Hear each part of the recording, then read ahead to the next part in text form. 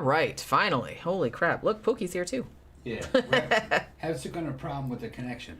Yeah, I just couldn't get it. We had the little video on that was, the coming soon video, and it just kept going red, orange, red, orange, red, orange. And then YouTube just said the connection was poor. I don't know what the fucking problem is, man. This internet here is just killing me. So I had to go get my phone and hook up the mobile hotspot. So hopefully it's working now. Yeah, I don't see anybody commenting yet, but it seems to be okay on my end. So hi everybody, happy Sunday. Hope your weekend's been going good so far. I can't believe Pookie's been sitting there like all this time. Yeah. Look at her, she's all chill. Yeah. By the way, she found out how to get into and out of the bathroom cabinets. I'd caught her slipping in there today, and then I was like, oh no, she's gonna be stuck in there, but then she just came right back out. I was like, okay, well, you can just go on in there if you want to. That's what you want to do. Oh, what a sweet bee. All right, so what are we doing?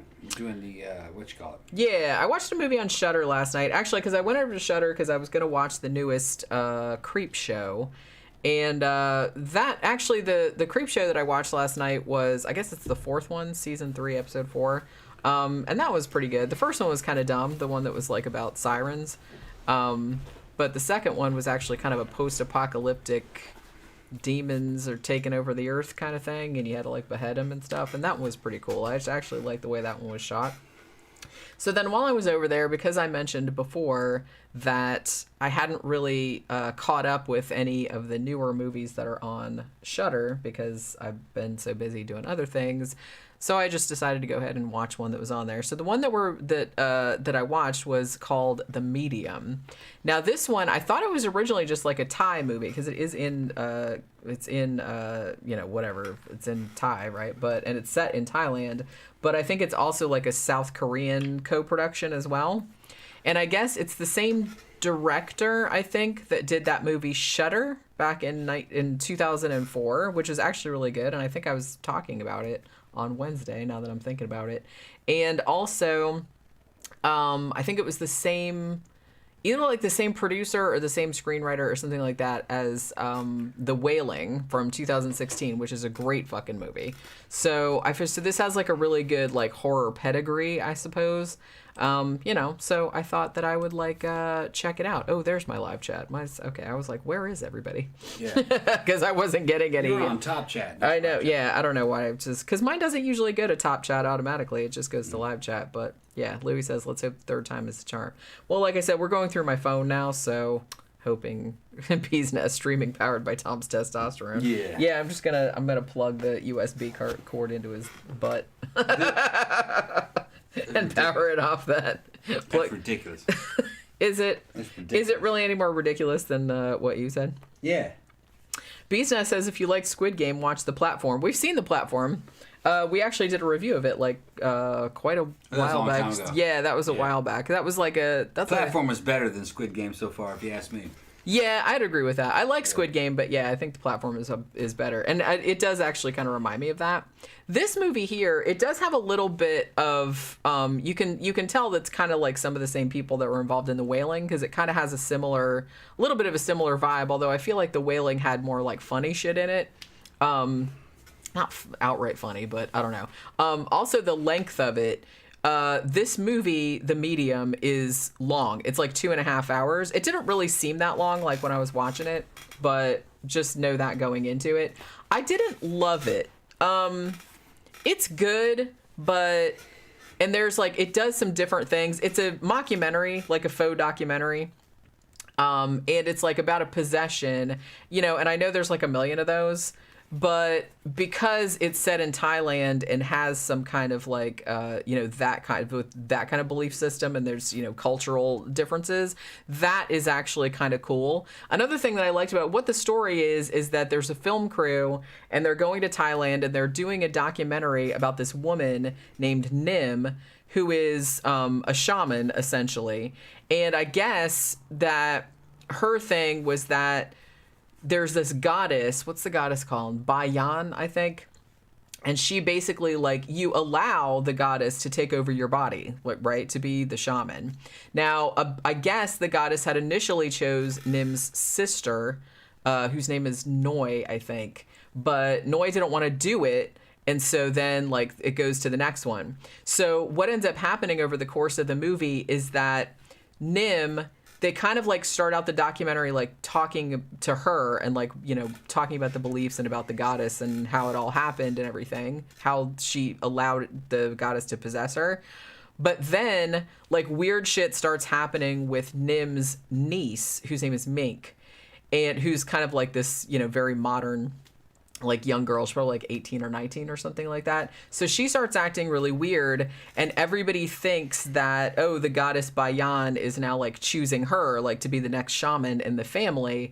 But then as it goes on, maybe that's not who is possessing her. So I kind of like that was a little bit different, like the possession angle, but coming from a culture where shamans, like, allow themselves to be possessed by berries, but then, like, in this situation, it's kind of like, well, she's still possessed, but maybe who we think is possessing her is not possessing her. Maybe this is, like, really bad. So I liked that aspect of it, and I liked that it was done like a mockumentary, but I don't know if it brought enough new to the table to really be that kind of standout. Because, I mean, yeah, because it reminded me, like I said, parts of it reminded me of The Wailing. The fact that it was a mockumentary reminded me a little bit, particularly the end, reminded me, like, a little bit of Wreck. And it reminded me, like, a lot of the kind of, like, exorcism movies, even though there was, you know, a Thai flavor to it, because it's not set in, the Christian world. Although some of the characters are Christians. I thought it was samey Asian horror, if you ask me. Yeah, and it kind of bummed me out because I thought, well, The Wailing, which I'm actually going to do a review on one of these days, because The Wailing was so fucking good. I mean, The Wailing was really good. And this kind of had aspects of that, even though The Wailing is not, you know, found footage or anything like that. This one is a mockumentary / found footage. But I don't know, there were aspects of it I liked. I really liked the acting. Honestly, I kind of liked the first part of it more, because it went into the lore, like, behind the shamans and, her allowing the goddess to take over, and how explaining, like, how that happened, like how the goddess, like, gets in your body and, like, makes you really sick, until you do this ceremony where you formally accept, okay, you can, like, be in my body, and then, like, the sickness will go away. Or either that, or you have to say, no, fuck this, I don't want to do it, and then, like, you have to pass it on to somebody else. So that's basically what happened. So I kind of liked that. And then I liked the beginning of it with Mink, where she was just starting to act really weird. Like, she was just doing kind of, like, stuff that wasn't super over the top. Like, she would just kind of, like, stand there and, like, stare really weirdly and stuff. See, that kind of stuff is scarier to me. When it got toward the end, it sort of went more in a kind of, like, traditional possessed person direction. So I thought it wasn't as good then. You know what I mean? Like, it wasn't as original, because, you know, obviously possession movies, we've all seen a million of those, and, like, everybody's, like, all contorted and screaming and their eyes are all white and everything, which, you know, so I thought that it was, like, a little less original as it went on. So I don't know. I kind of thought the first half of it was good, but then it kind of went off in another one of those kind of movie directions, which is kind of a shame, because, you know, it was a good concept. I don't know. There's just too many damn possession movies, I feel like. You know what I'm saying? This movie, there's a lot of possessions in a single in a single show. It was almost kind of like a zombie movie. Yeah, it's like, shit, man. Everybody was getting possessed. Everybody possessed in it. Right. There's a possession for you, and a possessed demon for you, demon for you, demon for you. Right. Everybody's fucking possessed. Yeah, so it was that kind of thing. So, you know, I like that. There was, like, some cool shit. I like the one shot that actually stood out to me was, like, the one dude that kept, like, running his head into the wall, which actually, that looks real. I mean, because, like I said, it's done in, it's found footage. Yeah, some things look pretty real. So, the special effect, like, looked really real, and that one, like, particularly stood out to me. The creepiest shit is when the girl took the fucking dog and threw it in a damn hot pot and fucking burned it. Oh yeah, that was fucked up too. Yeah, cooked the dog in a dry pot. Yeah, that was I'd forgotten about that. That was like, that was pretty freaky. Yeah. And then she was, like, eating it, or yeah, like, its you couldn't leg really or something. see it, but you could hear it. Yeah, like when the film crew, because they suspected that she was getting up, that Mink was getting up in the middle of the night and doing crazy shit. So they set up, like, secret night vision cameras. And so, like, the footage, when they showed it to her parents the next day, like, look at all this crazy shit that she's doing. That was pretty creepy. Yeah. But like I said, I think it just went a little bit over the top toward the end. Well, it was kind of silly. Yeah, that's what I meant. It's like I kind of feel like the creepier stuff is the more low key stuff. And I mean, I know maybe that's just me, but low key shit is scarier to me than over the top shit. Because if it goes too far over the top with possessy stuff, then it just starts being like kind of funny. To me, it's samey kind of generic Asian horror. The tone is kind of not Western, and to us, it kind of silly. I think. But it is what it is. Although I've seen a lot of American and European movies, like possession ones particularly, that are similar. So you can tell that there's like, some mutual influence going on with that stuff. Interestingly, this week I already recorded it, but I recorded a review of The Taking of Deborah Logan, which is also kind of like a found footage / mockumentary thing, and it's sort of a possession story, but not a traditional possession story. And honestly, I think that one was done much better and like way creepier because it was like way more. And that was another one that was kind of like low key at the beginning and then kind of went crazy at the end. But the crazy shit at the end of that one was like way scarier to me than this one was. Like I said, this one seemed like the end of it just seemed a lot like Wreck, that found footage movie, which was Spanish, I think. And then they made like an American remake called Quarantine, which I haven't seen. But it's just, it's all like that green night vision camera type shit at the end. And like I said, everybody's getting possessed and doing crazy shit and screaming and contorting and everything like that. So, I don't know. This, I kind of wish that we could stop making possession movies for a little while. Let that shit rest. It's getting to a point where it's going where a few years ago zombie movies were. And I know people are still making zombie movies. Stop it. But, you know what I mean? I'm not saying you have to stop it forever. Just... let it rest. Yeah, just let it rest for a little. Give some other monsters a chance, for Christ's sake. I mean, so... I don't know. Maybe they're not making as many zombie movies nowadays as they were. Because I do kind of see... Now you're seeing stuff like Wendigos and stuff like that, which is cool because those are like unrepresented monsters. But... I kind of feel like so many like fucking possession movies, man. Seriously. Yeah. I mean, it's, I guess it's the same thing as like a zombie movie. It's easy to do. Just have somebody like strapped to a bed screaming obscenities and doing their backup and shit like that. And it's like, but bingo, we got a possession movie. You know what I mean? So I don't know. I guess it's the same thing because it's like cheap and whatever. But that's probably all I got to say. But I don't want to ruin it for people who want to watch it. Like it seems like people on Shudder like are digging it and stuff. But, and like I said, it's good. It's just, I think it was creepier. Like the first half of it was creepier when it was more low key and there was more of like a mystery. I mean, it wasn't a mystery because you knew she was possessed by something, but I don't know. The first part of it was like way creepier. And then when it got past the point where you saw all the footage of her like doing the crazy shit in the house, like eating the dog and everything, then after that, it just got too over the top.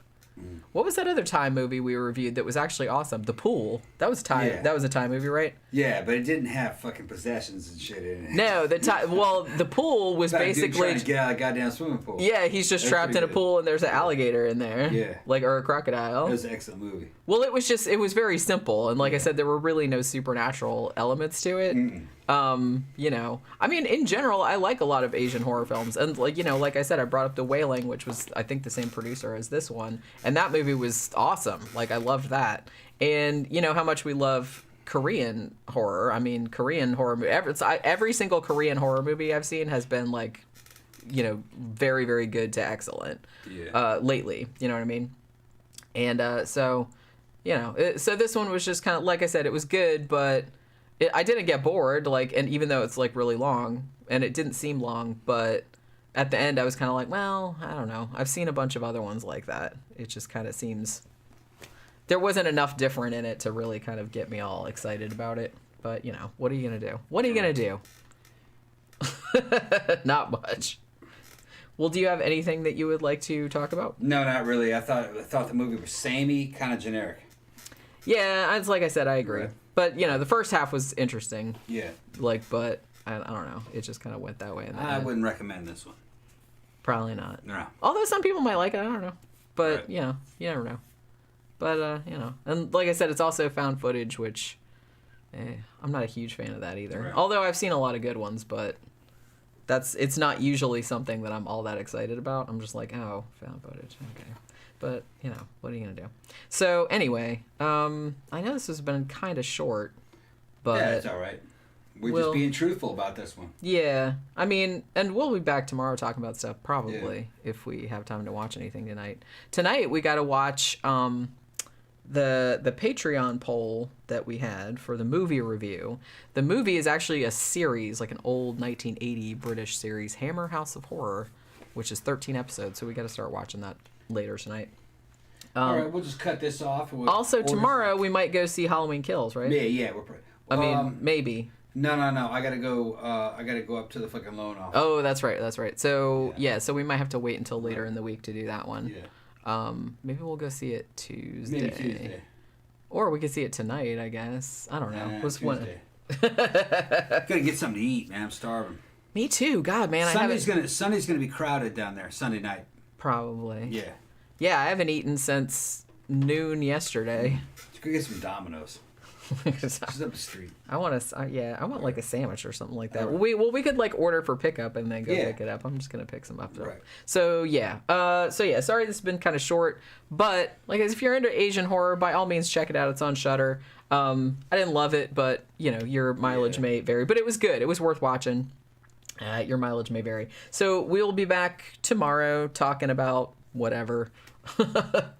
Whatever we if we watch a movie, or maybe we'll remember we did the food shows for a while and then we stopped doing those. Yeah. Well, we've been busy. That's true. Right. That's true. And you couldn't think of any food to talk about. Right. But I don't know, we'll think of something. So thanks for dropping by and hanging out with us. We're gonna go stuff our faces because I'm starving.